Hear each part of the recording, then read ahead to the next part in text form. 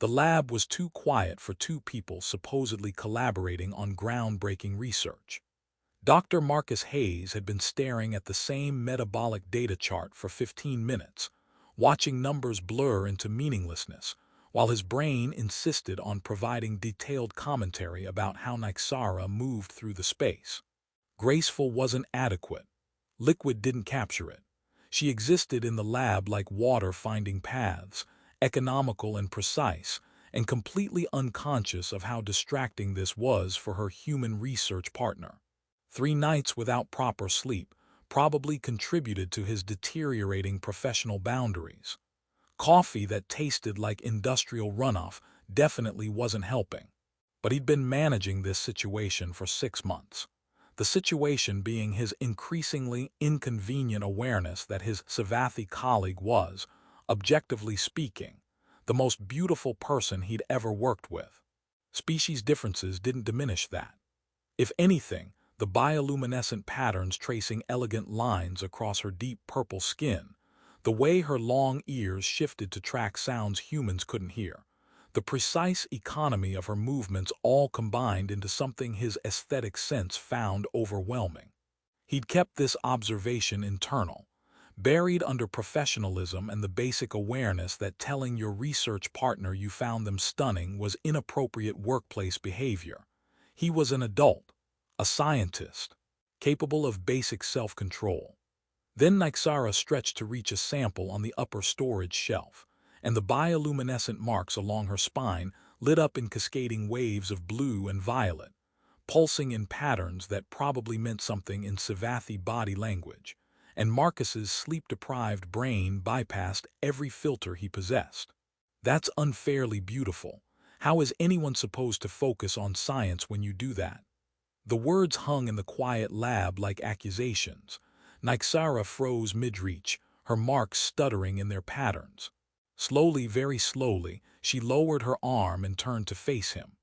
Her ears angled forward in the Syvathi expression for intense focus, and her eyes, large, luminous, currently reflecting his own horrified expression, studied him with unnerving attention. Marcus's higher brain functions came back online approximately 3 seconds too late. I said that out loud. You did.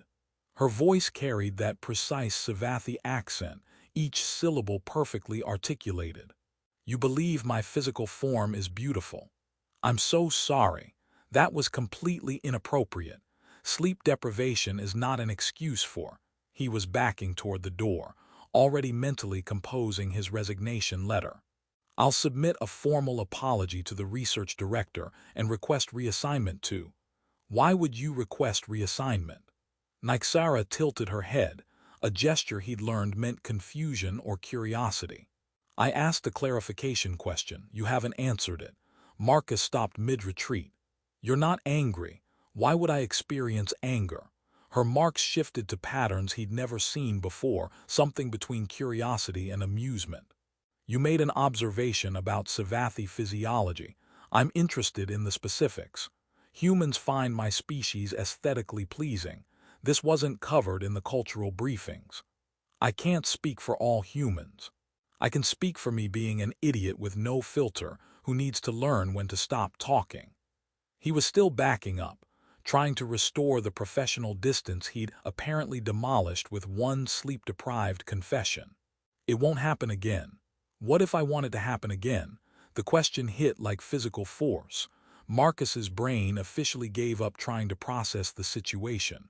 I'm sorry, what? Nyxara moved closer, her bioluminescent marks glowing brighter in patterns that seemed almost like a blush if Syvathi biology worked that way. What if I've been curious about human aesthetic preferences? What if I've wondered whether you found me? She paused, searching for the word, attractive, but was uncertain of human social protocols to ask directly.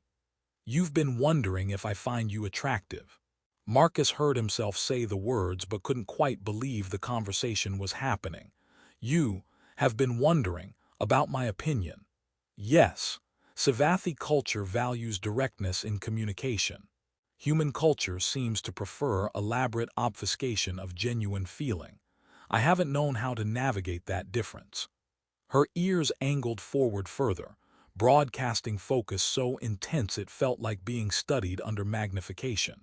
So I'm asking directly, what specifically do you find beautiful about my physical form? This was a trap. This had to be a trap. No question this loaded came without severe consequences. But Nyxara was watching him with genuine scientific curiosity. Her marks pulsing in patterns he was starting to recognize as anticipation. And Marcus had apparently committed to making terrible decisions today. Everything, he admitted quietly. The bioluminescent patterns, the way you move like gravity is a suggestion, your bone structure, your ears, the way they shift to track sounds, your eyes, everything. You're extraordinary, and I've been trying very hard not to be inappropriate about that for 6 months. Her marks cascaded through rainbow patterns, shifting faster than he'd ever seen. 6 months. You found me aesthetically compelling for 6 months and said nothing. That's generally what you do when you want to maintain professional boundaries. How tediously human. But her marks were glowing with something that looked like pleasure. I've been curious for 7 months. You're very slow to confess feelings. Marcus's brain was definitely broken now. 7 months. You've been, he stopped, reorganized his thoughts, tried again. Are we actually having this conversation? I believe so. Unless this is elaborate human humor I'm not sophisticated enough to recognize. She moved closer, close enough that he could see the fine patterns in her marks, the way they pulsed slightly with what might be her heartbeat. Should we perhaps continue this conversation somewhere less public?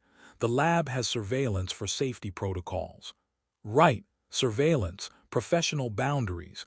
We should definitely. Marcus's thoughts were scattered like leaves in a storm. Yes. Somewhere else. The observation lounge maybe. Acceptable. Nyxara's marks settled into soft blue contentment. This is progress, Marcus Hayes. I approve. They left the lab, and Marcus made a mental note to blame every decision on sleep deprivation when this inevitably became a disaster. The observation lounge occupied the forward section of the celestial horizon, offering panoramic views of whatever stellar phenomenon the research vessel happened to be studying. Currently, that meant a nebula painting space in shades of crimson and gold, dramatic backdrop for what was definitely the strangest conversation of Marcus's career.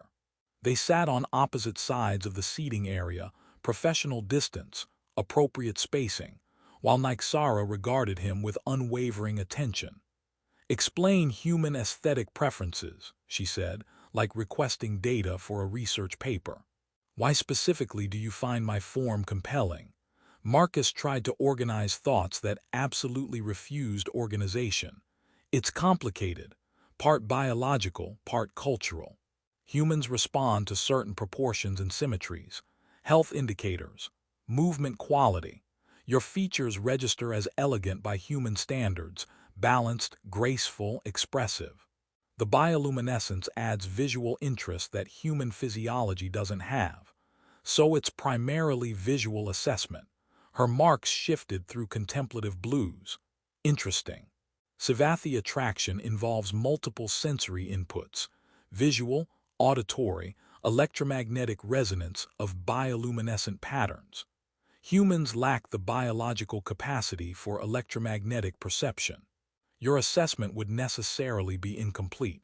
I mean, yes, but that doesn't make it less valid. I didn't suggest invalidity. I'm exploring difference. She leaned forward slightly, her marks brightening. What do you experience when you observe me, physically, in detail? This was definitely a trap, but she was asking with such genuine scientific curiosity, her head tilted in that expression of pure focus, and Marcus found himself answering honestly. Your proportions read as elegant. Elongated limbs, the way you move, it's like watching someone who's never fought gravity. The bioluminescent patterns are beautiful. They draw the eye, create visual rhythm. Your facial structure is striking. High cheekbones, large eyes, the way your features are arranged. And your ears, he stopped, aware he was rambling. My ears. She touched one gently, the long, elegant ear that currently angled directly toward him. What about them? They're expressive. I can read your mood sometimes by watching how they position, and they're just," he gestured helplessly, "beautiful like everything else about you." Nyxara's marks flashed through rapid patterns, too fast for him to read. "I find human morphology compelling as well, your species' facial expressiveness particularly. Syvathi communicate through bioluminescence and ear position primarily. Watching you convey complex emotions through minute muscle movements in your face is fascinating. That's actually really nice to hear. I find your facial structure particularly appealing. Your eyes specifically, the way they reflect light, the expressiveness created by surrounding musculature, the color variation. Very aesthetically pleasing by Syvathi standards." She said it matter-of-factly, like reporting research findings. "Also your hands. Human manual dexterity is extraordinary. I enjoy watching you work." Marcus felt heat rising in his face, the human biological response Nyxara couldn't replicate but had learned to recognize. "We're just sitting here telling each other we find each other attractive." "Yes, is this problematic?" "It's definitely something. I'm not sure problematic covers it." He ran his hand through his hair, a nervous gesture she'd probably cataloged by now. "We work together. There are probably regulations about this." "I researched the regulations 5 weeks ago," Nyxara admitted, her marks flushing darker. "When I first began wondering about human compatibility protocols. The celestial horizon has guidelines but no prohibitions for interspecies relationships among research staff, provided they don't compromise work quality or create hostile environment." "You researched this 5 weeks ago?" "Yes, I've been interested for considerably longer, 7 months as previously stated, but I was uncertain how to proceed without risking our professional relationship." Her ears angled downward slightly, vulnerability showing through. "Your accidental confession provided clarity I was lacking." The observation lounge felt smaller suddenly, the space between them charged with implications neither had voiced until today. Marcus took a breath, committed to honesty since obfuscation had clearly failed. "Nyxara, I need you to understand something. This isn't just physical attraction. I find your mind brilliant. The way you approach problems is elegant. Our conversations are the best part of my day. He paused, searching for adequate words. "You're extraordinary in every way I can assess, and I've been trying very hard not to make you uncomfortable with that." Her marks cascaded through patterns he'd never seen, rainbow brilliance that lit the entire observation lounge, pulsing in rhythms that seemed almost like music. When she spoke, her voice carried emotion the marks already broadcast. "That's considerably more than I anticipated. I expected perhaps mutual physical interest. You're describing something deeper. Is that bad?" "No." She moved closer, crossing the professional distance they'd maintained, giving him time to retreat if he wanted. "It's good, very good, because I experience similar complexity regarding you. Your mind, your humor, the way you become enthusiastic about research discoveries. You're fascinating, Marcus Hayes. I would like to explore this properly. With intention rather than accident. Explore this meaning courtship, partnership, whatever human terminology you prefer for two beings determining compatibility." Her marks settled into warm golds and soft blues, patterns he was learning meant contentment and hope. "If you're interested." Marcus looked at her, this brilliant Syvathi scientist who'd apparently spent months wondering the same things he had, who approached potential relationship with the same analytical care she brought to research. "Yes, absolutely yes, though I have no idea how this works across species." "Neither do I," her marks flashed with amusement. "I suppose we'll research it together." He laughed, surprising himself, and reached for her hand carefully. Physical contact protocols differed between species. He'd learned to be cautious. But Nyxara's fingers intertwined with his, warmer than human standard, and her marks pulsed in rhythm with his heartbeat.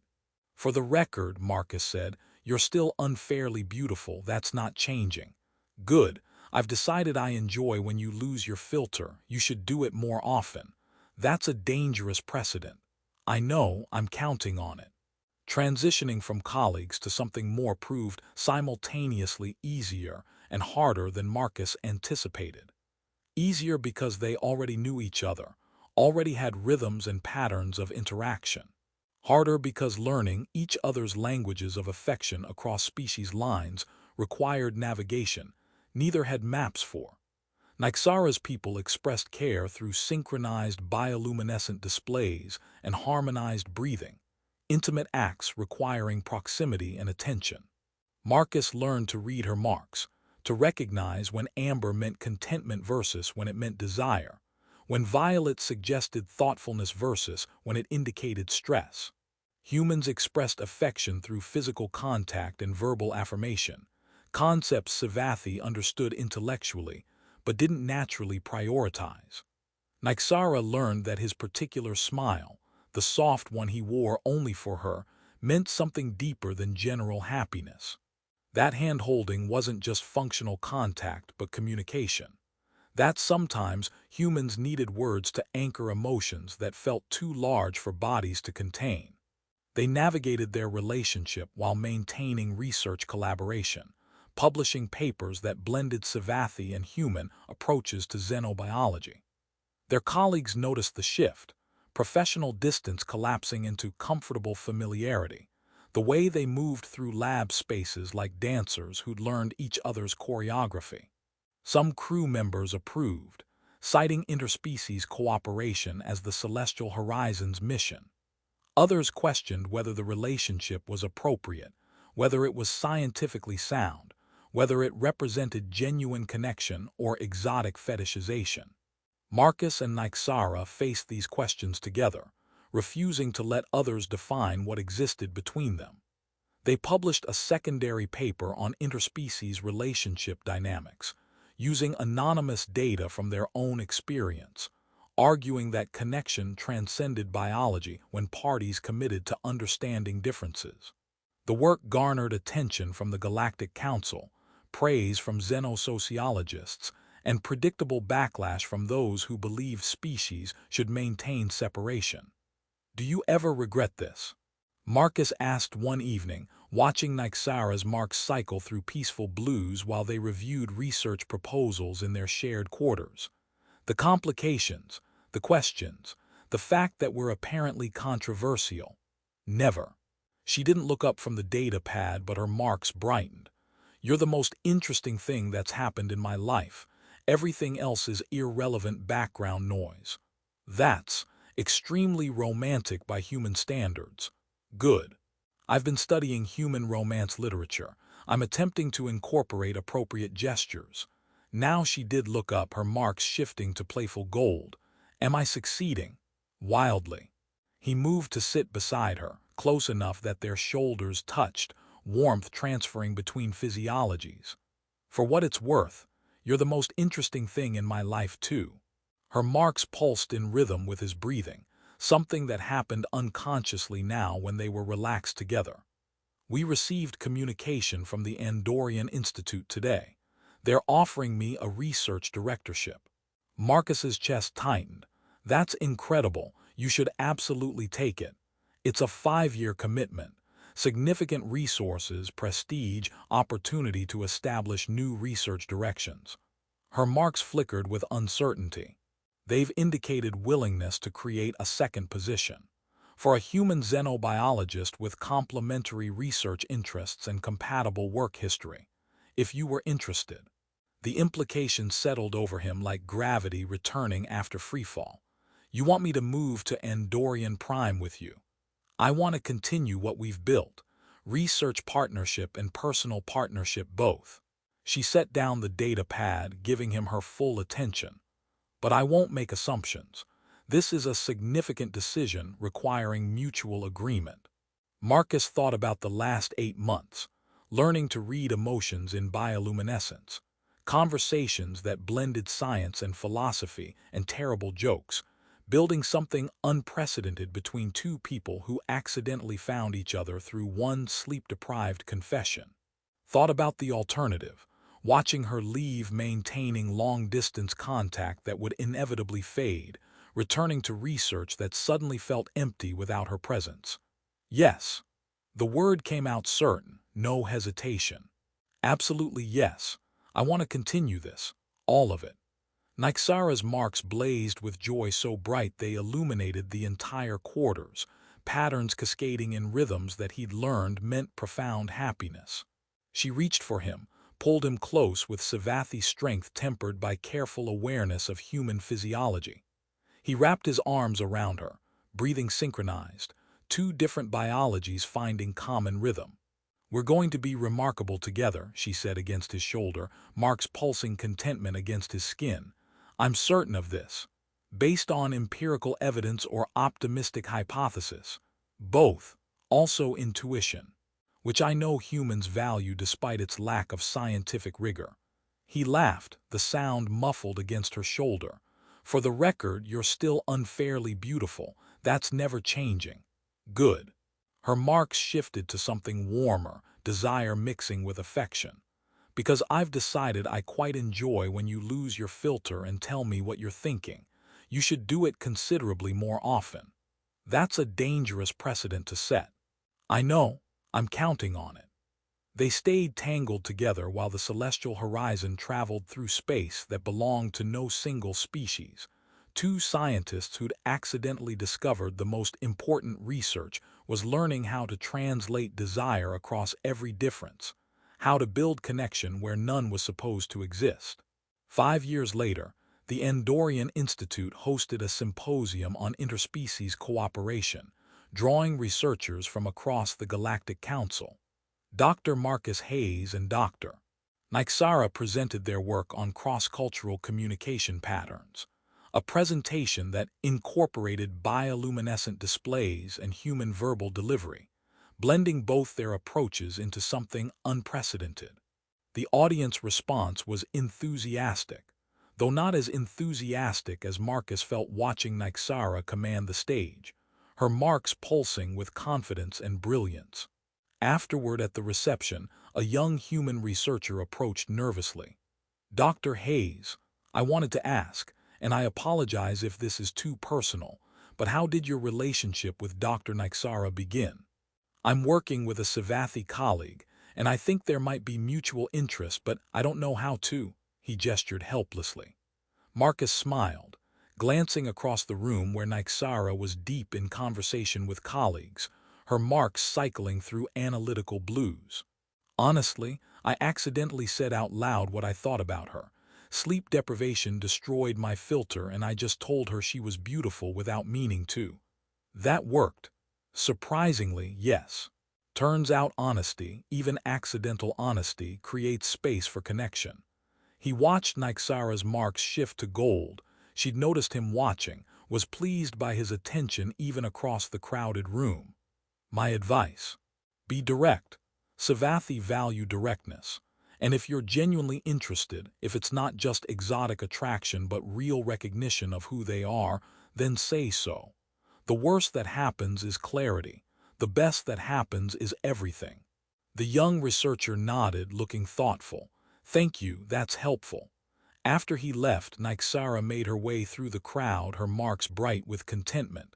"What were you discussing with the young human?" "How we started. He's interested in a Syvathi colleague, wanted advice." "And you told him your filter failed and you confessed attraction accidentally." Her marks flashed with amusement. "It's our origin story. Why hide it?" "No reason." "I'm quite fond of that story." She took his hand, fingers intertwining in the gesture that had become automatic between them. "Though you consistently misremember the details. I believe you said unfairly beautiful, not impossibly beautiful." "It was definitely unfairly beautiful. We should review the lab recordings to confirm." "Absolutely not. Some things are better left to memory and dispute." She laughed, the sound mixing with the pulsing rhythm of her marks. "Very well.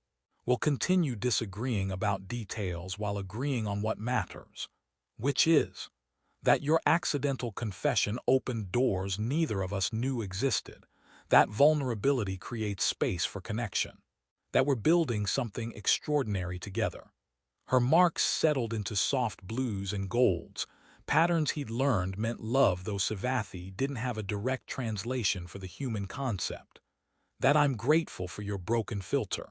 Marcus pulled her closer, mindful of the public setting but unable to maintain complete professional distance. Not anymore. Not after 5 years of building a life together across every difference that should have kept them apart. For the record, you're still unfairly beautiful. That's still never changing. Good. Her marks pulsed with warmth and desire and affection all mixed together, because I've grown quite fond of your inability to keep that observation to yourself. Please continue losing your filter on regular basis. That's still a dangerous precedent. Yes, and I'm still counting on it. They stayed at the reception long enough to be polite, then slipped away to their quarters in the institute housing. 5 years together, and Marcus still found new patterns in her marks, new ways she expressed emotion through bioluminescence and movement. 5 years, and Nyxara still discovered new human expressions, new meanings in his smiles and gestures. Do you ever wonder what would have happened if you hadn't said anything? She asked later, her marks cycling through peaceful patterns while they lay tangled together in the dark. If you'd maintained your professional boundaries. Sometimes. Usually right before I remember that life would have been considerably less interesting. Less interesting meaning empty, meaning missing you, meaning incomplete in ways I wouldn't have recognized until too late. He traced patterns on her arm, following the bioluminescent marks that pulsed in rhythm with his heartbeat. That accidental confession was the best mistake I ever made. Her marks blazed bright enough to illuminate the room, joy and love and certainty all broadcast in patterns only he had learned to read completely. I concur with that assessment, though I maintain it wasn't entirely accidental. Sleep deprivation simply removed inhibitions preventing you from expressing what you already felt. Semantics, important semantics, honesty versus accident. One suggests intent, the other suggests chaos. Maybe it was both. Chaotic honesty, accidentally intentional. She laughed, her whole body shaking with it, marks flashing through amused patterns. Only you would argue philosophical distinctions at this hour. You love it. I do. Simple acknowledgement, no hesitation. I love many things about you, your chaotic honesty included. They fell asleep like that, two people from different worlds who'd found each other through sleep-deprived confession and built something extraordinary from that foundation. In the morning, they'd return to research, to building new understanding between species, to being proof that connection transcends biology when beings commit to seeing each other clearly. But for now, in the dark with bioluminescent marks painting light across skin, they were just Marcus and Nyxara, two scientists who'd accidentally discovered the most important research: each other.